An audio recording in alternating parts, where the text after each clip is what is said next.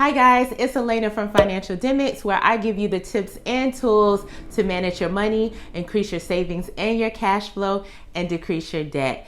And today I'm going to share with you how I paid off $60,000 in debt.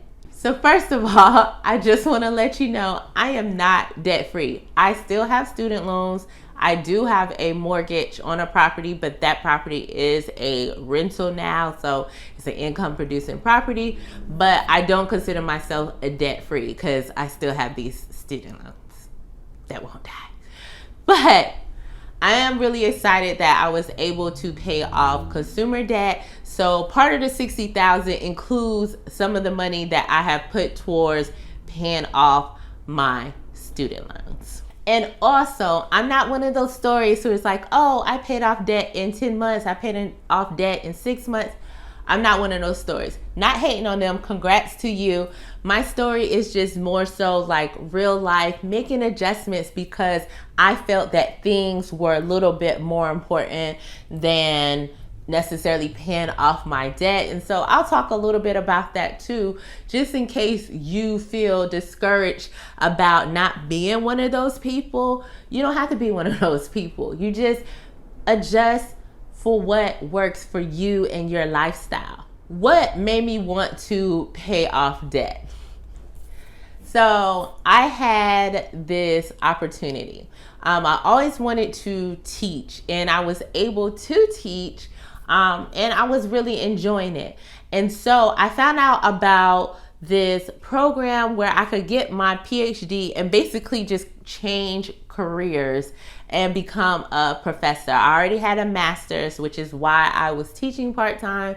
And so I was like, well, shoot, I want to go get my doctorate. Now, the thing about this program, or actually most of the programs, was because of the field that I was in, which was accounting at that time, and I don't know if it's still the same, and I haven't looked into it, but you know, at that time, there weren't a lot of accounting professors. Like, accounting professors were basically becoming extinct, maybe? Let's just say that. And so they needed more accounting professors, more accounting PhDs. And so they would allow you to get your PhD for free. The free. You know what I'm saying? So of course, I'm like, cool, I'm about to jump on that. That'll work. I was a single mother at the time, but I was like, we can make this work. I'm going to jump on it and get this free PhD. At that time, I went through the process. I was speaking with someone about it. I started trying to get my finances in order. I had already owned a home, which I was living in at that time. And I even had traded in a truck that I did not need. I had a Yukon Denali. Did not need one with just me and the kid, but you know, that was my dream car at the time, so I could say I've had it. But traded it in and everything because this is what I wanted. But then when I started looking at my numbers, even though I would have went to school for free, the stipend that they gave you would not have covered my monthly expenses, even if I rented my house. And at that time, I definitely would have had to rent it out because it was upside down. Now, side note, I walked into my house with equity when I purchased it, but this was around 2009, 2010. And around that time, that was after the market fell out, the value of my house dropped considerably. I lost all the equity and then some. And so I would have had to rent the house. Back to the regular story. And so I actually had to figure out how was I going to cover all my expenses and take care of my kid on the stipend that they gave me. And the reality was I couldn't. I could not go to school for free because I had too many bills. Don't that sound crazy? For free. And they paid me, but I had too many bills. So I couldn't do it. And that was the moment where I decided there would be no way that I would be stopped from doing something that I wanted to do because I had too many obligations, basically too many bills. And I always hated paying bills anyway, but you get into that routine of like, oh, you need a bill, you have a bill for this, you have a bill for that, you have a bill for this. And so I decided that I had way too much debt and I had to get rid of it. Because that was 10 years ago, about 10 years ago at this point. I don't remember the exact composition, like numbers wise, but what I do know is I had several credit cards, I had student loans, I had a car loan, and even when I traded in the Yukon to get something else, I still had another car loan because I didn't have enough money at that exact time to just buy a car cash. And that has to do with maintenance on the house and all the stuff that I was doing with keeping the house together. And so I just didn't have it. And so I decided that I needed to pay off my loans. So it was definitely a mindset shift. And that's the first thing I want to mention. You have to be committed to what you're about to do. I didn't really tell anybody I was paying off debt. I know a lot of people tell people they're paying off debt. I didn't. I just was like, I'm paying off debt. But that's how I am. I don't like for people to give me their opinions on things, especially when it's like their own emotions and stuff and it's not really factual. And so I just didn't tell anybody. I just went for it. And so I decided, since I was already teaching, that the first thing I was going to do was sit down and really look at how I was spending my money. Now, I should say that was the second thing I did, because the first thing I did was made a decision that I was going to pay down my debt. Like, I was like, I'm getting out of debt. I'm over it. I'm tired of paying these bills. And so the second thing I did was really look at how I was spending my money. So that's where I get into the whole, like, going back 3 months and looking at how you spent your money over 3 months. If I would have looked at my spending the month before in that situation, it would have looked good because I was trying to plan to leave. But that wasn't my real life. Like, I don't have a plan spending. That was my, I have a plan, I'm trying to do something spending.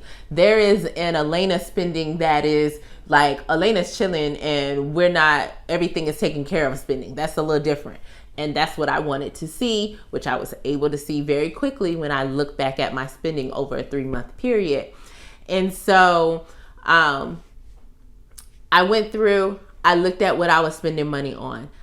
I decided I needed to make more money so that I could pay off my debt, because I wasn't, I'm gonna say I was check to check, but I wasn't, I had savings, some, not a lot, but I wasn't gonna be able to get where I really wanted to get to with my current salary.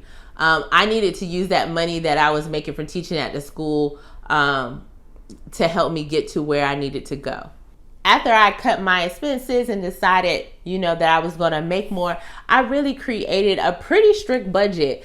I definitely included fun stuff and things for my kid in there, but I had a budget. And then with that budget, I also realized there was about $300, like even if I included shopping in my budget, that I had extra every single pay period, y'all, not month, pay period. So that was $600 a month. So I started using that money also to go towards my debt. That's why it's important to budget your money, especially when you have a goal. I know people are adverse to the word budget, so you can call it a spending plan. I don't really care, but you should see how you are spending your money. I've worked with people and they always find that they have more money when they actually create a plan for it. And that was the same thing that happened to me. I didn't think I was making that much money. Clearly I was, because I had $600 extra every single month. And so I started putting that money also towards my debt. So I started cutting things in my budget. I started negotiating certain things. I will say I didn't get rid of cable. What I did was I negotiated my package. I think I switched from who I was using to somebody else. I did all kinds of little things like that to lower my expenses. And back then, like what we have, like this Netflix and all this stuff, that wasn't that big back then. Like, I don't even know if Netflix existed back then. But what I do know is we didn't have that many options. And so I was trying to work with what I could while trying to still have something on the TV for the kid, you know?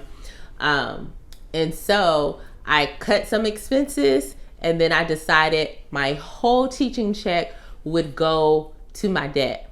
I also decided that when I got my bonus, because I used to get a bonus every year, that would go to my debt. But what I did was I took some of the money and I put some of the money towards just doing something fun for me and the kid. Then I took some of the money and put towards my savings because I just needed a little bit more of my savings. It wasn't really working. And then I took some money and I put it towards paying off debt. One thing that I should mention is that I did do Financial Peace University, and I was able to pay off a significant, my credit card debt, right? And then I had another house repair, and I went back into debt. So there's nothing wrong with Financial Peace University. I do think it works for certain people. It just wasn't working for my situation. So I changed it up a little, and that's why I started saving more money. I also did some side hustles. So I was mystery shopping. I was Uber before Uber. And I was also using my tax refund checks to go towards debt. Now, around about that first year that I filed taxes after making a commitment towards paying debt, I actually changed my withholding on purpose, because the point is not necessarily get a tax refund. You're just giving the government an interest-free loan. And so I changed my withholdings, and so I started getting all of my money in my check. I started being at a place where it was like plus 100, minus 100, basically when I filed my taxes. And so that difference in income I was getting in my check, I automatically had that money sent to an account that I used just for debt repayment. And so that money also went towards my debt. So when I got to the point where I had paid off about $45,000, at this point I had paid off all my credit cards and my car, the car I traded in and got so that I could go to get my PhD, that car. That was around the time when I actually got engaged to get married. And so that kind of changed up my debt repayment. At that point, the only thing I had left was the student loans and my house, right? And so my house wasn't really in the plan, so we'll just say my student loans. And so at that point, I was still paying off my debt, but I started putting money towards cash flowing my wedding, which I have a video on cash flow in my wedding. It's a 2-part video. So check it out. So you watch this video if you're interested in cash flowing your own wedding. And so I took part of the money that I was putting towards debt. I started putting that money in a wedding sinking fund. After the wedding happened, I actually moved here to New York City. And so when we moved here, I actually put my son in private school. I don't feel like I should owe any explanation why he goes to private school. I think I told you I lived in New York City. So yeah, I put him in private school. And so that's where my debt payoff journey kind of hit slow motion. I was still, of course, making regular payments on my student loans because that's all that was left at the time. And then here and there, I was putting like $100 here and there. And I'm kind of back into like a consistent extra 100 to pay off my interest on my student loans every month. But I actually just took some of that money, well, first of all, New York is more expensive. Let's just be clear. So I had to adjust and figure out this new budget, plus a budget with my husband, right? And so that was a whole nother thing, a whole nother person in the mix that was just a little different for me. And just trying to figure that out. A lot of people don't talk about that. They think just because you have two incomes, you have so much more money. But the reality is you have another person with their own obligations who also has bills and spending habits and whatever, even though he's not the spender, but I am. But you know, it's a whole nother thing that you have to add in, right?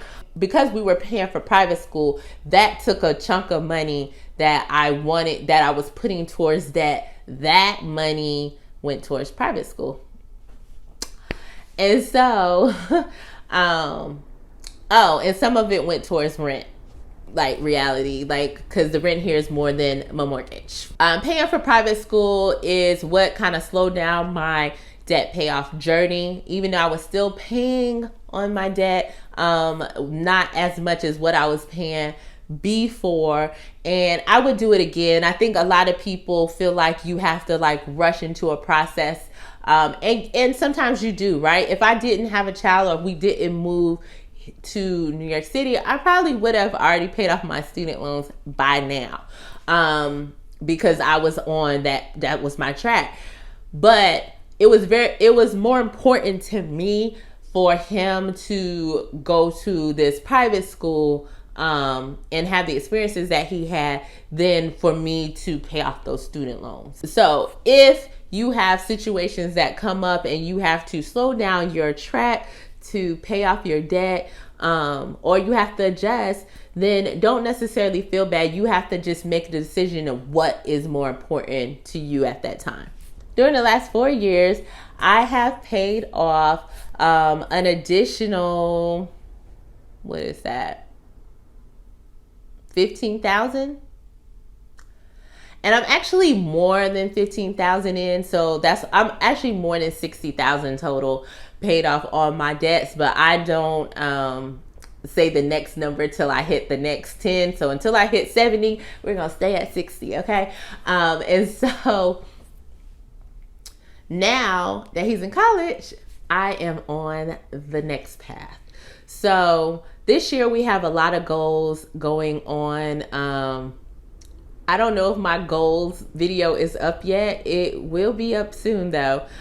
If it is, then go check it out after this video. If not, you'll see it next.